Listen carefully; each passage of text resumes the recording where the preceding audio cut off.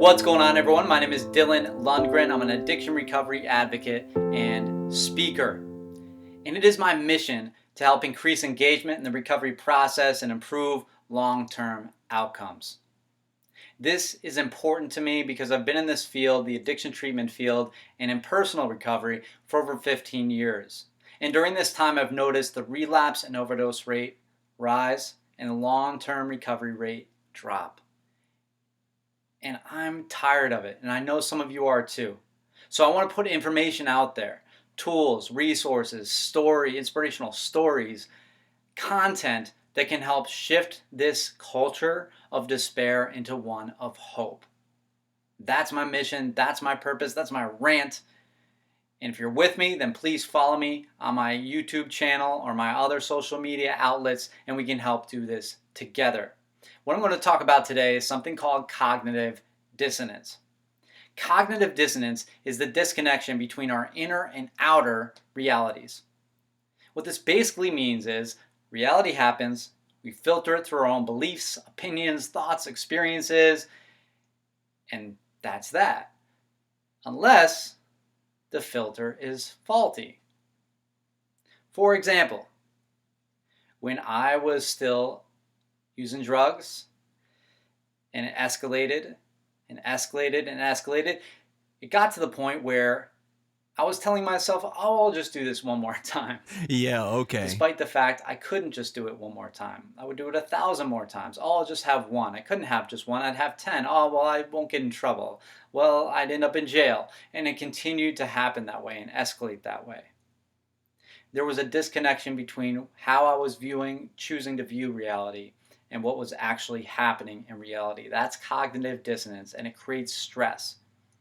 Now, at that time, for me, the way I dealt with stress was, ironically, to pick up a substance. It was like a downward spiral.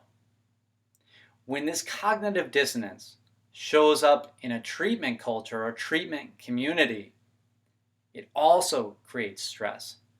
For example, if we have a treatment culture that continues to try to do the same things over and over and yet get the same result, that's cognitive dissonance. And it creates stress. And that stress has to go somewhere. And if we're in recovery, then it's going to go somewhere other than hardcore drugs. Maybe it'll go to chain smoking. Maybe it'll go to binge eating. Maybe it'll just go to anger or a cynical attitude. That one I'm familiar with.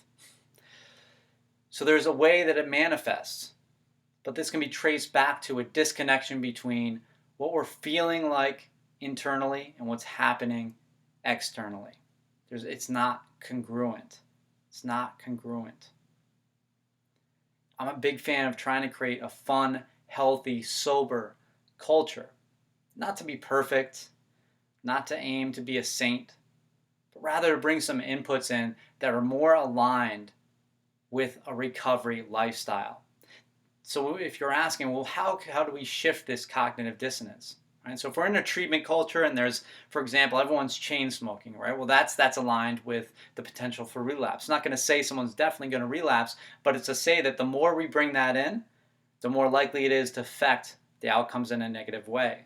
Not to mention, it's just not going to be that good for health. It's not going to feel that good over time.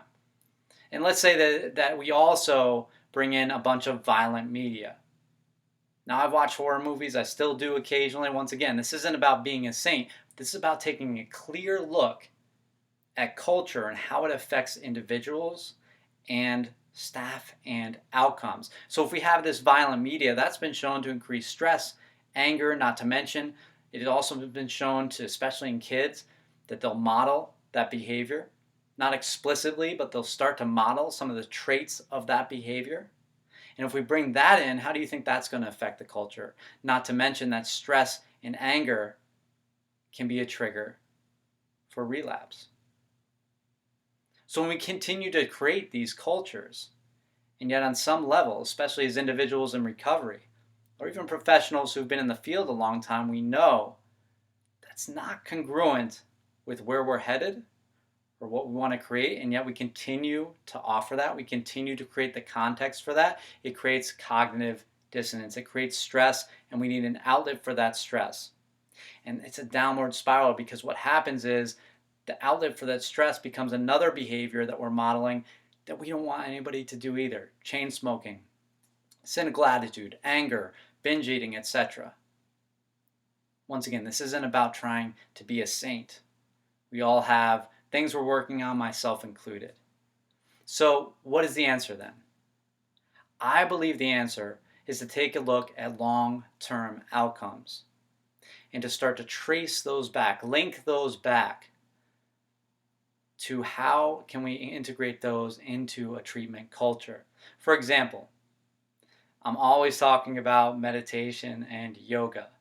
The reason for that is not because I'm trying to have everyone be a monk. The reason for that is because they're much more aligned with long-term outcomes, health and well-being, than other things offered in treatment cultures. And when we start to bring those back into a culture, we can create community around them.